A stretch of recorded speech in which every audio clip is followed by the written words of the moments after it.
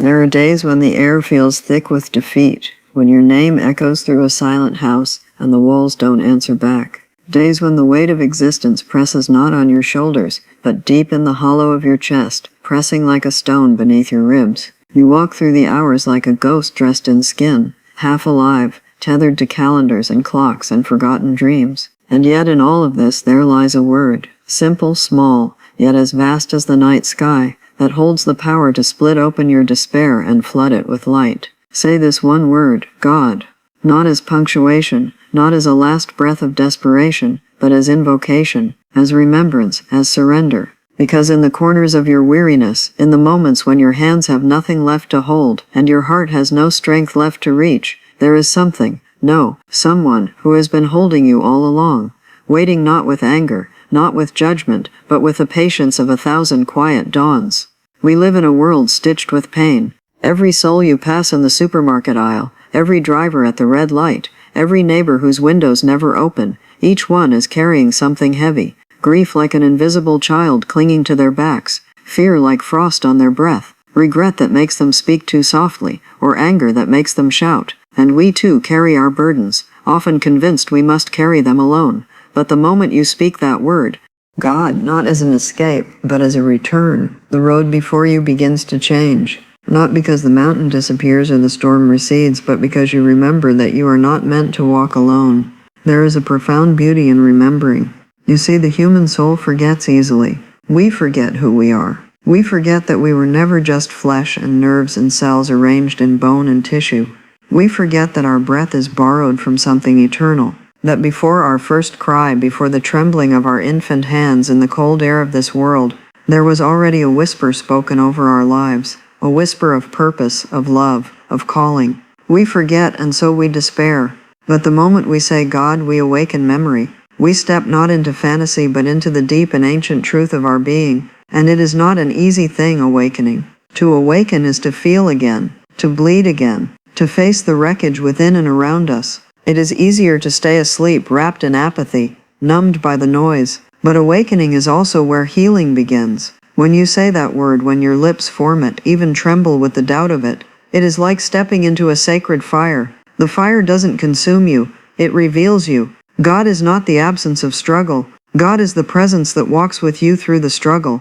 God does not always part the waters. Sometimes God gives you strength to walk through them. So when life crumbles and the people who once loved you forget how to say your name, say God.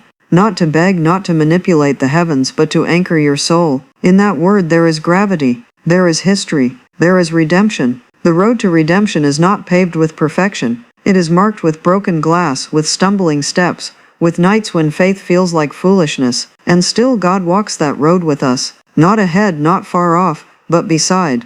In the trembling silence, in the quiet after the screaming, in the sacred space between the end of one breath and the beginning of another, there is something sacred in our struggle. You may not believe it now. Perhaps your story has been soaked in sorrow. Perhaps you've been told you're too far gone, that your wounds are too deep, your past too shameful. But listen closely, those scars you carry, those memories that sear, they are not your end. They are the places where the light can get in. They are the places where you were not defeated but delivered. When you say God, you do not erase your past. You reframe it. You understand, maybe for the first time, that your story has always mattered, that even your failures were known, that even in your hiding you were seen. God does not require you to be whole, to be welcomed. God meets you in the fragmentation and begins with tenderness to piece you together. The journey of transformation is not swift. It is not loud. It does not always come with signs and wonders. Sometimes it is the quietest turning of your heart. The decision to stand when everything in you says crawl. The choice to forgive, not because they deserve it, but because you do. The whisper of gratitude in the middle of grief. This is what happens when we invite God in, not a removal of pain, but a radical reorientation of purpose. We begin to see with new eyes. We find meaning, not in what we have lost, but in what remains, in who we are becoming. Growth is not tidy. It's not linear. There are relapses, regrets, collapses, but there is also grace, a grace that finds you when you least deserve it. That wraps around you, not like chains, but like wings. Say God, and suddenly your life is no longer just yours. It is part of a bigger tapestry, woven with the threads of eternity. Your wounds are not shameful. They are sacred. They are the altars where your spirit wrestled and still chose to rise. Even the darkest night is not godless. Even the silence is not empty. Sometimes God hides in the waiting, in the stretch of days that feel like exile. But always, always, God is there. We are not promised a life without loss, but we are promised that no loss is wasted, that every tear, every ache, every unanswered prayer is being held in hands more capable than ours. And isn't that a strange and liberating thought? That we do not have to have all the answers, that surrender is not weakness but wisdom, that control was never ours to hold. God is not the thunderbolt. God is the stillness after the storm. God is not the rescue from fire. God is the fire that does not consume, the fire that burns away pretense and leaves only the truth, that you are beloved, and nothing you have done or suffered can ever undo that. This is not about religion. It is about relationship, about returning home to the source, about daring to believe that your life matters enough to be transformed. And so I ask you, what would your life look like if you believed that you were not forsaken? What would change if instead of striving you simply said God and let yourself be seen, held, known? We are all becoming. Even now, even in this moment. You are not who you were yesterday, and tomorrow you will be new again. That is the miracle of being alive. We get to begin again, and again, and again. Say God, and the road will not become easy, but it will become holy. Say God, and your scars will no longer be evidence of defeat, but of survival. Say God, and watch how the doors of your heart begin to creak open again, how the numbness begins to thaw, how beauty begins to rise from the ashes. This is not fiction. This is not a dream. This is your invitation to awaken. Because even now, your name is being spoken in the quiet corners of heaven. Even now, something greater than you is reaching into your pain, not to erase it, but to redeem it. So when the night grows long and your strength grows thin, say the word. When no one else stays and the phone doesn't ring, say the word. When your reflection feels like a stranger and your voice shakes with shame, say the word, God. Not because you are perfect, but because you are loved. Not because you are fearless, but because you are found. Say this one word and discover the world is still a place where miracles happen. Say this one word and remember, you were never alone. Say this one word, and watch how life changes forever. And yet, even as we say the word God, there is often a trembling in our spirit, as though we are not sure we are allowed, as though the weight of our shame, the years of silence or rebellion or disbelief, somehow disqualify us from speaking such a sacred syllable. But listen closely, this word was never reserved for the holy or the perfect. It was not locked behind stone doors or rituals you had to earn. It has always belonged to you, not because you are righteous, but because you are His, because long before you were wounded by this world, you were whispered into it by love. There is something profoundly healing about speaking to the one who formed you, even when all you have to offer are fragments. We come not with eloquence but with authenticity,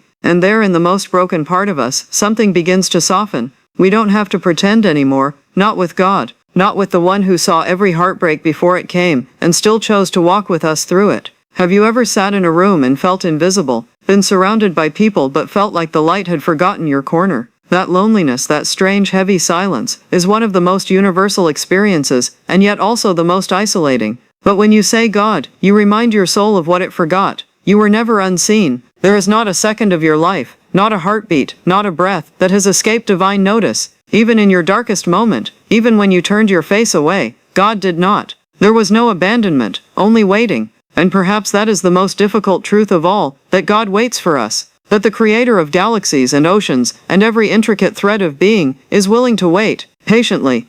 Lovingly, without force, without fury. God waits until we're ready, until the noise of the world quiets, or until the weight becomes unbearable, until we, weary from chasing approval and grasping at fleeting happiness, finally stop running and turn around. And what do we find when we turn? Not judgment, not punishment, but a welcome, a stillness, a peace that is so startlingly kind, it undoes us. It's like walking into a home you never knew you missed, like hearing your native tongue after years in exile. You don't even have to explain your pain. God already knows. God knows the 1,000 silent battles you've fought, and the brave small ways you've tried to keep going. You don't need to be strong here. You only need to be honest. The human heart was never built to carry the burdens we so often place on it. Expectations, regrets, comparisons, guilt, we pack them tightly, layer upon layer, until we wonder why we can't breathe. But saying God is like exhaling after years of holding your breath. It's like stepping outside into air that doesn't judge you. There is no performance here, no script, only a raw, holy presence that says, I am with you. And that changes everything. It changes how we see the world. Suddenly, life is not just a series of random events, but a story being written with care, even the chapters we wish didn't exist. Suddenly, hardship is not the end, but a doorway. A threshold into deeper truth, into deeper self, into deeper love. And you realize, maybe for the first time, that you were never meant to be anyone else but you. With all your flaws, with all your questions, with your voice, your story, your sacred mess of a journey. You were never expected to become someone else to be loved by God. You only had to be. This is the great lie the world tries to sell us, that we must earn our worth, that love is conditional, that our value is based on output, or beauty, or obedience. But God whispers a deeper truth, one that reverberates in the marrow. You are already enough. Not someday, not when you fix everything. Now, here, as you are. And when that truth starts to settle into your bones, when it moves from theory to belief, your posture changes. You begin to walk with a little more hope, not because life is suddenly easy, but because you are no longer walking it alone. You begin to forgive more freely, knowing that you've been forgiven. You begin to see others not as threats or strangers, but as fellow pilgrims, wounded and walking and loved just like you. There is freedom in this, a deep, wide, soul-shaking freedom. Because the moment you say God, you step out of the prison of self-reliance. You lay down the unbearable responsibility of being your own savior, and you begin to live, really live, not from fear, but from faith, from trust, from the sacred knowing that you are guided. But don't mistake this freedom for ease. God does not remove the struggle, He transforms it. Pain still comes, as it must in a world where love is real, and choices matter. But pain no longer defines you. Suffering no longer owns you. Every tear becomes a seed. Every trial, a teacher. Every loss, a vessel for grace. This is how we grow. Slowly. Through the valleys, not in spite of them. Through the fire, not around it. Growth is rarely comfortable, but it is always holy. It peels away the lies. It burns off the pride. It teaches us to see with the eyes of the soul. And as we grow, we begin to recognize the divine fingerprints in everything, in the laughter of children, in the resilience of trees, in the aching beauty of a scarred sky after rain. We see God not just in churches or sacred texts, but in the way someone offers you their seat when you're tired, in the stranger who sees your tears and doesn't look away, in the moment of clarity that comes just when you thought you couldn't go on. To say God is to open your eyes again, to see that the world is not void of goodness, that redemption is not a myth, that even the shattered things can shine. And yes, it takes courage, tremendous courage, to hope again. To believe that love is not an illusion, that purpose is not a fantasy, that your life, even with its mistakes, is not a waste. But courage is not the absence of fear. It is the decision to move forward anyway, to wake up one more day, to choose kindness over cynicism, to forgive yourself, to reach out when it would be easier to retreat, to speak the word God even when your voice shakes. This is the heart of transformation, not a thunderclap but 1,000 small choices, not a dramatic conversion, but a gentle unfolding. You are not expected to have it all figured out. You are only asked to be willing, willing to try, willing to hope, willing to believe that your life is sacred and your journey is not in vain, because it isn't. You may have been through hell. You may have lost things you will never get back, but you are still here, breathing, moving, becoming, and that in itself is a miracle. Do not discount your endurance. Do not overlook your quiet bravery. The world sees the loud ones, the flashy ones, but God sees the silent strength.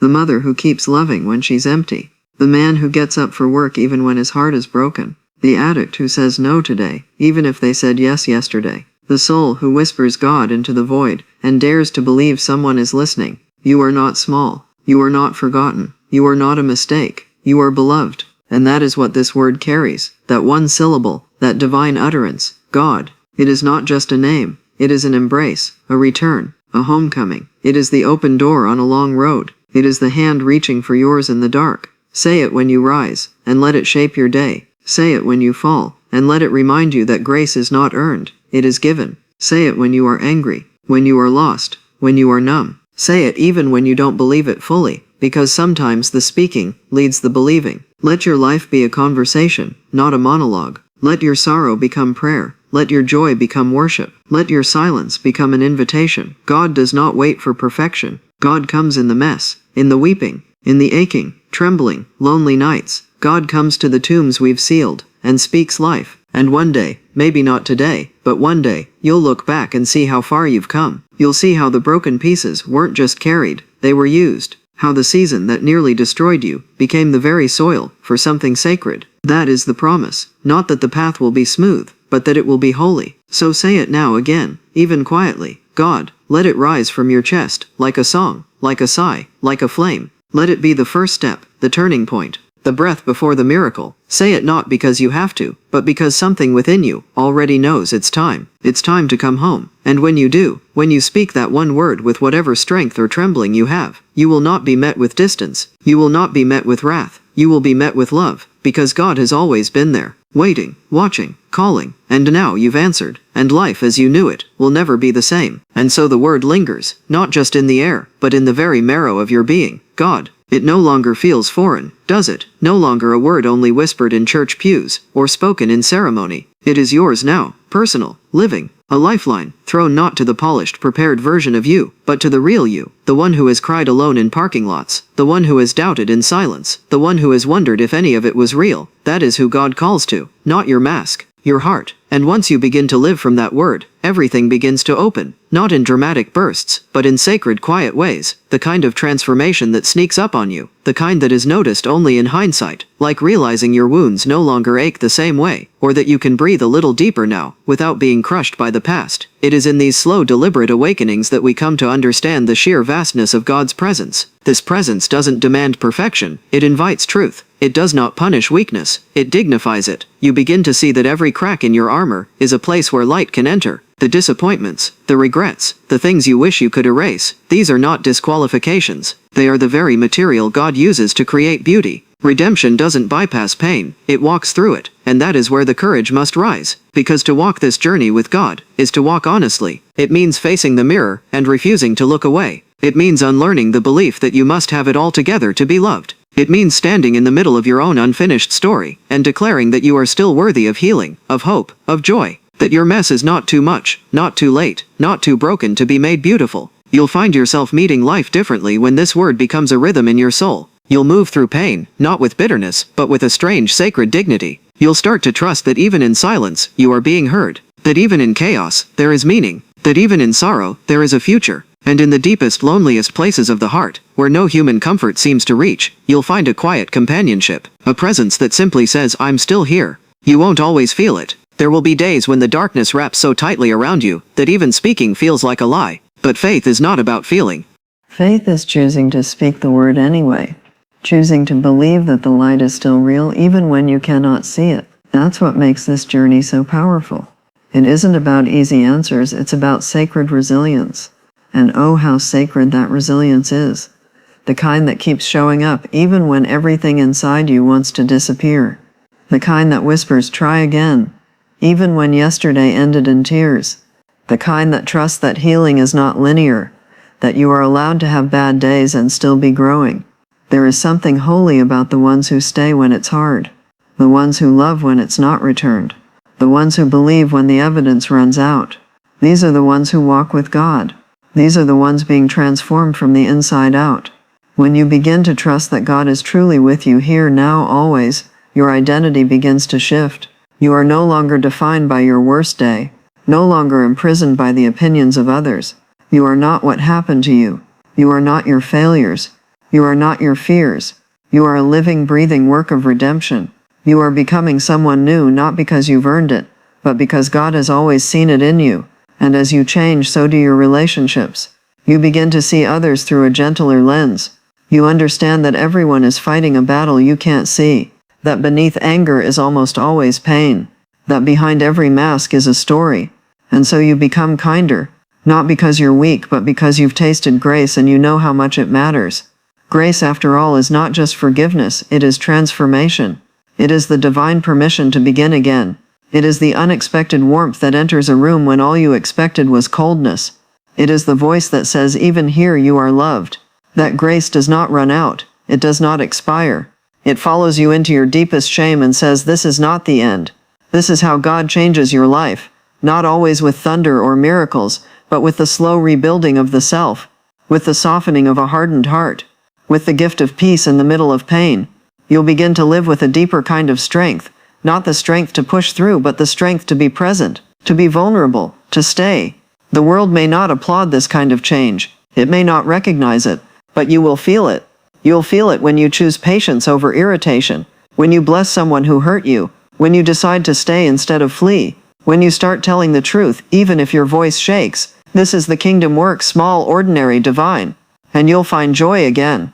Not the fleeting kind that depends on circumstances, but the kind that blooms in the unlikeliest places. Joy that shows up in the silence between tears. Joy that dances in the ruins. Joy that has nothing to do with perfection and everything to do with presence. Because God doesn't just want to heal you, He wants to delight in you. Not someday. Now. Do not underestimate what is happening in you. Do not rush it. Do not compare your journey to others. What God is doing in your heart is sacred and specific. It may not look like what you imagined, but it is good, even when it is hard. Especially then. This is the invitation to live wide open, to let yourself be changed, to risk love again, to hope when the world says not to speak that one word God as both prayer and proclamation, to carry it in your chest like a flame, even when the wind howls, and to trust that you are being led, even when the road ahead is obscured.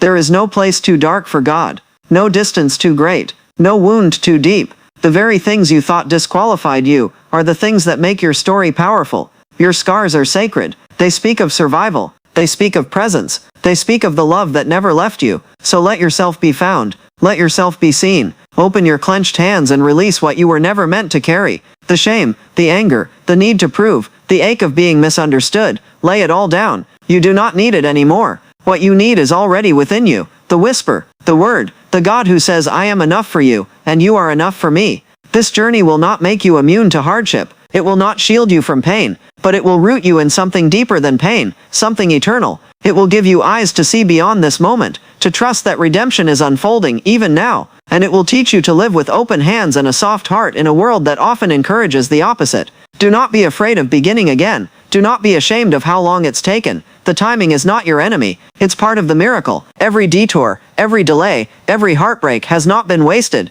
It has shaped you into someone capable of greater love, greater empathy, greater faith. And faith in the end is what carries us. Not certainty, not control, but the quiet, unshakable belief that there is a purpose to all of this, that nothing is lost, that even in silence, God is speaking. Even in waiting, God is working. So breathe deep, let the past be the past. Let tomorrow worry for itself. Right now, in this very breath, is everything you need. Say the word. Let it echo in the chambers of your heart. God, not as a question, but as a knowing.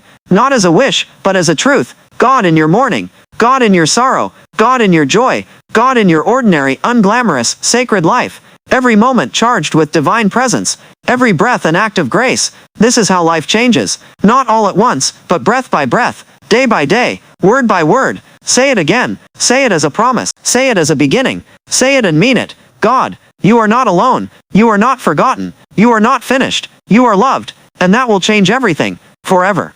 And so the days go on, as they always do, but now with a quiet revolution inside you. Not loud or boastful. No trumpet blast announces the shift, but you know because the way you carry your pain has changed. The ache might still be there, but it is no longer the whole story. There's a warmth now, subtle and steady, like morning light slipping under a door. It's the presence of something sacred. No, someone sacred, walking with you. And even if no one else notices, even if you can't yet find the words to explain, something in your soul rises and whispers, I am not the same. You may find yourself standing in the same kitchen, folding laundry, driving the same roads, answering emails, but everything inside you is slowly being transformed, because now you are living from a deeper place, a place that cannot be touched by circumstance or stolen by failure. You are living from the place where God speaks, where God breathes, where you were first imagined into existence, not as an accident, not as a placeholder, but as a masterpiece in progress. You begin to feel that perhaps all your life, you were never truly searching for meaning, you were searching for home,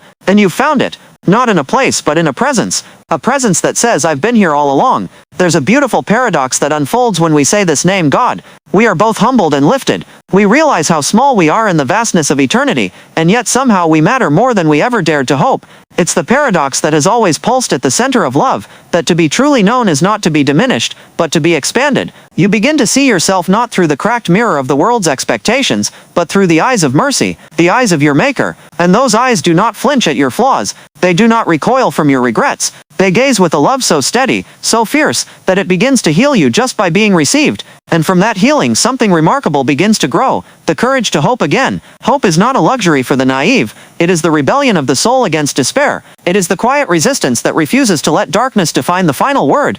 To hope after all you've been through is one of the bravest things you can do, and it begins again with a word. That one word, God. Speak it as an act of defiance. Speak it as a song. Speak it because even the smallest whisper of faith moves mountains you didn't even know were there. The beauty of this journey is that it's not about climbing higher or achieving more. It's about descending deeper, deeper into honesty, deeper into compassion, deeper into the places in your heart where you buried your dreams because you thought they were too fragile to survive. But God is in those places too. God is not only in the triumph, God is in the yearning, in the quiet, In the becoming. Sometimes the holiest moments are the ones where nothing seems to be happening at all, where you simply sit with your pain and your questions and still you stay. Still you believe. And oh, how that faith changes things. Not always externally, but within. You begin to carry peace like a secret treasure. The kind of peace that doesn't deny reality, but redefines it. The kind that says, even this, even now, I am held. This is the peace that surpasses understanding. Not because it ignores pain, but because it transforms it.